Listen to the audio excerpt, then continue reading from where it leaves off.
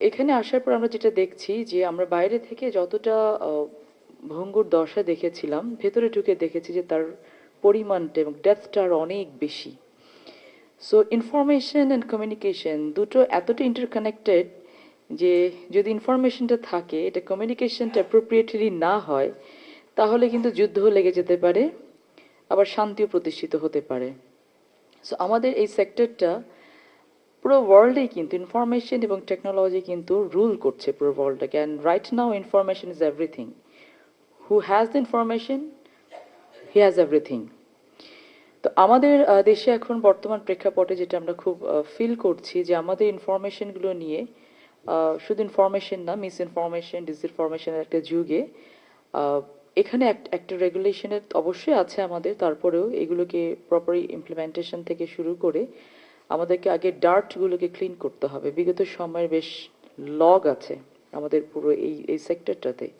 তো এই জায়গাগুলোতে আমাদেরকে অ্যাড্রেস করা, অ্যাপ্রোপ্রিয়েটলি আমাদের রেগুলেশনস যেগুলো আছে, লস যেগুলো আছে, এগুলোকে ইমপ্লিমেন্ট করা, এবং আলটিমেট উদ্দেশ্য আমাদের হওয়া উচিত, এবং আশা করছি যে হবে, বর্তমান সরকার সেটা করার চেষ্টা করবে, সেটা হচ্ছে যে to connect the society, to connect the people. Because ultimately যাই করছি আমরা society, for the betterment of the society, for the betterment of the people of this country, আমাদের সকলের উদ্দেশ্য একটাই। কিন্তু আমাদের এই সেক্টরটাকে দেখা গেছে যে আমি digital ইনফরমেশনটাকে, whether I want to use it on a attacking mode or protective mode, এটা কিন্তু ডিপেন্ড করে যে কোন মোডে আমি এটাকে ইউজ করব। তো আমরা দেখেছি বিগত সময়গুলোতে যে যেমন ইনফরমেশন, এই ইনফরমেশন কমিউনিকেশন সবগুলোকে অ্যাবিউজ করা হয়েছে rather than use it for the betterment of the society.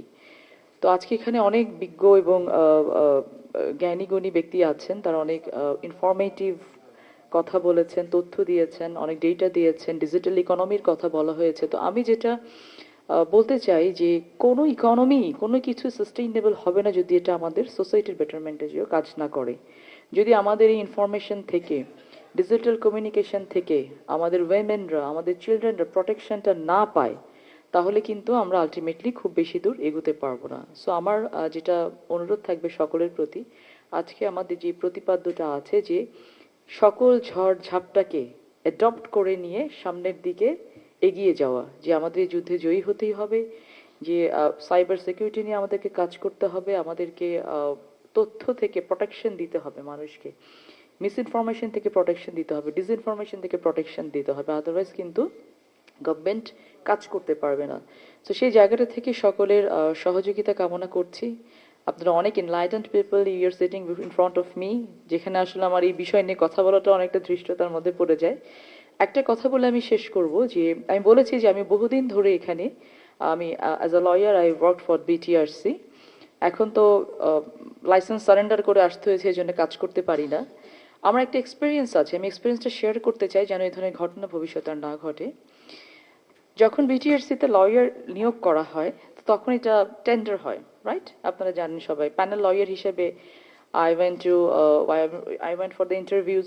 এবং আমার ইন্টারভিউ এত ভালো হলো যে দেখি আমার কোয়ালিফিকেশন দেখেও, আমি সময়টা বলছি না কোন সময়, তাহলে তো অনেকে অনেকে মার্ক করে ফেলবেন, নামও কারো বলছি না। সো দে এনলিস্টেড মি, এবং এনলিস্ট শুধু এমনভাবেই করলেন না, ওনারা উইদিন 3 days একটা হোয়াটসঅ্যাপ গ্রুপ করলেন, সব হায়ার অথরিটি সবাই মিলে, যে Farzana will deal with that most important cases for the BTRC. So I was so happy যে আমার কোয়ালিফিকেশন দেখে তারা এটা আমাকে এনলিস্ট করেছেন। তো I started work for BTRC, and I started presenting the cases for the BTRC in front of the appellate division and the High Court division as well. হঠাৎ করে 7 দিন 8 দিন পরে দেখা গেল যে আমাকে বিটিআরসিতে কল করা হলো এবং আমার কাছ থেকে এনওসি নিয়ে নেওয়া হলো। So I was so surprised why that happen to me. পরে আমি জানতে পারলাম, because I was the daughter of the well recognized, well known politician late Fazlur Rahman Patol, যিনি বিএনপির একজন বড় নেতা ছিলেন। And I worked at the chamber of barrister Moudud Ahmed, আমি তার জুনিয়র অ্যাসোসিয়েট ছিলাম। দ্যাটস ওয়াই আমার কাছ থেকে এনওসিটা নিয়ে নেওয়া হয়েছে। আমার কিন্তু এনলিস্টমেন্ট কোনো রেকমেন্ডেশনের ভিত্তিতে হয়েছিল না, কিন্তু কোয়ালিফিকেশন দেখে হয়েছিল। বাট যখন জানা গেল যে আমার কোনো নীতিতে আমি বিশ্বাস করি, আমাকে এখান থেকে কাট অফ করা হলো। আমি এই গল্পটা আজকে এই কারণেই বললাম যে আপনারা ভবিষ্যতে যখন যে কোনো জায়গায় আমি দেখেছি আজকে আমাদের ডাক ও টেলিযোগাযোগ মন্ত্রী মহোদয় উনি বলেছেন যে লক্ষাধিকের উপর রিক্রুটমেন্ট হবে এখানে বিটিএসসিতে বা এই টেলিকমিউনিকেশন সেক্টরে। Please look at the qualification, please look at the qualification. যদি আমরা চেষ্টা করি, আমরা যদি চাই, আমরা যদি মনে করি যে আমরা বাংলাদেশটাকে এই ধ্বংসস্তূপ থেকে দাঁড় করাবো, please look at the qualification. তিনি কি করেছেন না করেছেন দেখার দরকার নেই। আমার বাবা সবসময় একটা কথা বলতেন যে আগে মানুষ ভালো হও, যেই চেয়ারে বসবে সেটাকে তোমরা আলোকিত করবে। সো আমরা মনে করি যে একজন ভালো মানুষ, একজন কোয়ালিফাইড পারসন যে ইনস্টিটিউশনে যাবেন সেটাকে তিনি বেটার করতে পারবেন। So let's hope for the best. আমরা চেষ্টা করছি সকলে মিলে যেন বাংলাদেশটাকে আবার উঠিয়ে দাঁড় করিয়ে আমরা সামনের দিকে দৌড়াতে পারি। We all work together. আরেকটা কথা আমি সবসময় বলি যে government means both of us, এখানে যারা বসে আছেন, সামনে যারা বসে আছেন, without reciprocation, without cooperation, nothing can be possible.